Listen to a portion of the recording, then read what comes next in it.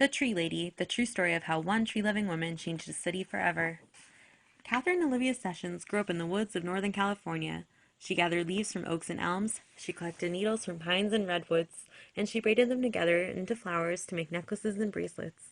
It was the 1860s, and girls from Kate's side of town weren't supposed to get their hands dirty. But Kate did. Kate listened well in school. She learned how to write and count. She remembered the poems and stories she read. Best of all, she liked studying the wind and rain, muscles and bones, plants and trees, especially trees. Most girls were discouraged from studying science. But not Kate. Kate felt the trees were her friends. She loved the way she reached toward the sky and how their branches stretched wide to catch the light. Trees seemed to Kate like giant umbrellas that sheltered her and the animals, birds, and plants that lived in the forest. Not everyone felt at home in the woods, but Kate did. When Kate grew up, she left home to study science at college. She looked at soil and insects through a microscope.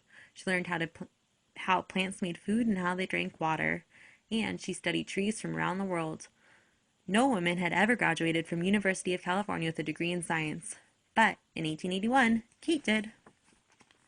After graduation, Kate took a job in Southern California. When her boat docked in San Diego, she saw that her new home was a desert town. Kate never thought she would live in a place with very few trees. But now she did.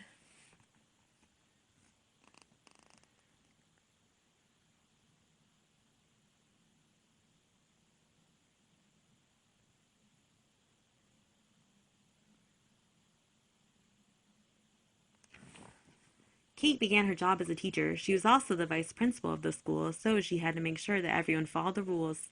Kate missed studying science and was not sure she'd stay on the job. But for 2 years, she did. From her school, Kate could see City Park in the hills above the town. It was called a park, but it didn't look like one. It was where people grazed cattle and dumped garbage. Most San Diegans didn't think trees could ever grow there. But Kate did. With Kate's loves for the woods, she thought San Diego needed trees more than anything. So she left teaching to become a gardener. She knew she must plant trees that could live in a dry soil with lots and lots of sunshine. Her friends worried Kate wouldn't find trees like that, but she did. Kate became a tree hunter. She wrote letters to gardeners all over the world and asked them to send her seeds that could grow in a desert. She also traveled south into Mexico to look for trees that liked hot, dry weather and steep hills and canyons.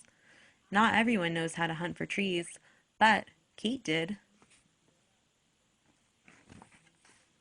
Soon, Kate's trees were planted all along the streets around schools and in small parks and plazas all over town. People brought trees from Kate's nursery and planted them in their yards. From elms and oaks to eucalyptuses and palms, from the turn of the century, young trees from Kate's nursery were growing in every part of San Diego. Most people didn't think a desert town could sustain so many trees, but Kate did. Then, in 1919, the city leaders announced that a great fair called the Panama California Exposition was coming to San Diego in 1915. The fair would be held in City Park, which was now called Balboa Park. Kate felt that Balboa Park still needed more trees, thousands more, to look beautiful and to shade the visitors that came to the fair. That was too many trees for Kate to plant by herself, but she knew lots of people could do it together. She asked her friends to bring their friends and come to the park for tree planting parties. Again and again, people volunteered to help. Those volunteers weren't sure they could plant enough trees, but before long, they did.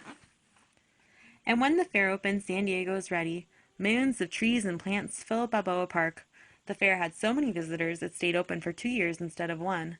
People came from near and far to see the attractions and stroll in the cool shade. The fairgoers couldn't believe San Diego had magnificent gardens, but thanks to Kate, it did. In the year after the fair, Kate was given many awards for her work, and people took to calling her Mother of Balboa Park. She continued gardening and planting trees until her death in 1940. Back then, few people could have imagined San Diego would become the lush, leafy city it is today. But all along, year after year, Catherine Olivia Sessions did.